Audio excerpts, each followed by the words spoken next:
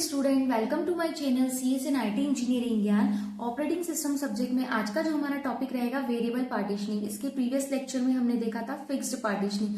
दोनों जो है वो कंटीजियस एलोकेशन के टाइप्स हैं।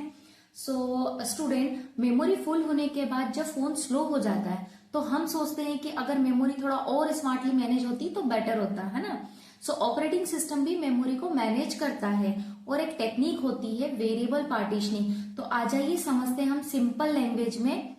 ओके, सो वीडियो को एंड तक जरूर देखना। तो सबसे पहले हम देखेंगे वेरिएबल पार्टीशनिंग क्या होती है।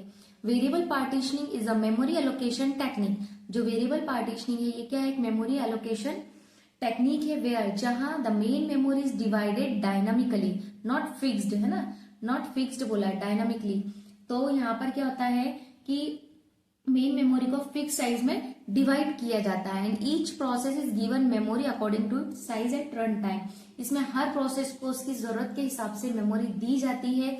जैसे यहाँ पर देखो मैंने एग्जांपल लिया है कि प्रोसेस P1 है ना, P1 को 3 MB चाहिए, उसे वही मिलेगा एग्जीक्यूट होने के लिए। प्रोसेस P2 से 2 MB चाहिए एग्जीक्यूट होने के लिए, तो उसे वही मिलेगा।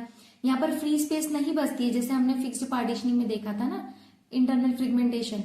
एंड P3 को जैसे एग्जीक्यूट होने के लिए 7 MB चाहिए तो इसे वही मिलेगा। P4 को 5 MB चाहिए तो इसे वही मिलेगा। ठीक है, तो इसका मतलब है मेमोरी डायनामिकली अलोकेट होती है जिसका साइज रन टाइम पे डिसाइड होता है, ना कि पहले से फिक्स होता है कि इसे इतनी ही मिलना है। तो देखो यहाँ पर जैसे P1 है तो P1 को एग्जीक्यूट होने के लिए कितना चाहिए, 3 MB। P2 को एग्जीक्यूट होने के लिए कितना चाहिए, 2 MB। P3 को एग्जीक्यूट होने के लिए 7 MB। और P4 को कितना चाहिए, 5 MB। ठीक है, P4 को कितना चाहिए यहाँ पर, 5 MB।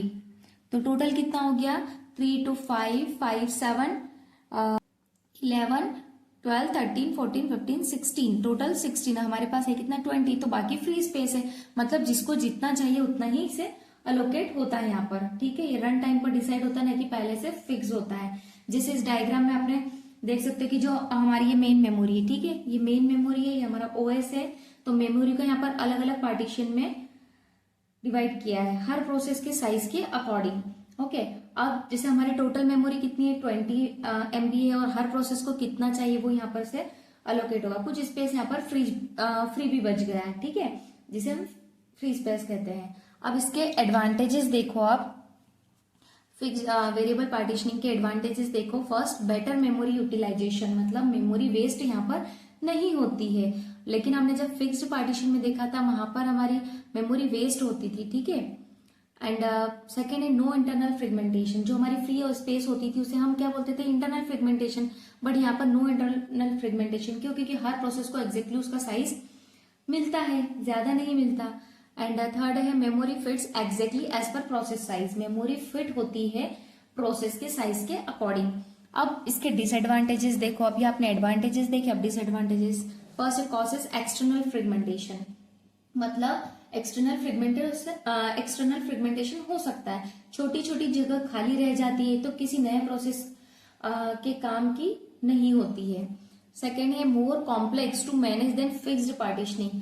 तो मैनेजमेंट कॉम्प्लेक्स होता है, ओएस को हर प्रोसेस के साइज को देख के अलोकेट करना पड़ता है, थोड़ा टफ हो जाता है ना। जैसे एक रियल लाइफ एग्जांपल देखो, ये बिल्कुल उस तरह है जैसे एक शेल्फ है जहां बुक्स रखी है। ठीक है, हर बुक्स अलग साइज की है, तो फिक्स्ड बॉक्स बनाने की जगह हर बुक के साइज के हिसाब से सेल्फ एडजस्ट कर रहे हैं। इसी जगह भी बचेगी और स्पेस भी सही यूज होगा। अगर आपको ये कंसेप्ट इजी लगा हो तो वीडियो को लाइक जरूर करें, कमेंट में बताओ कि ओएस का कौन सा टॉपिक आप पढ़ना चाहोगे, और मेरे चैनल को सब्सक्राइब करना ना भूलें इसी टाइप के हैंड रिटन नोट्स के लिए। Thank you.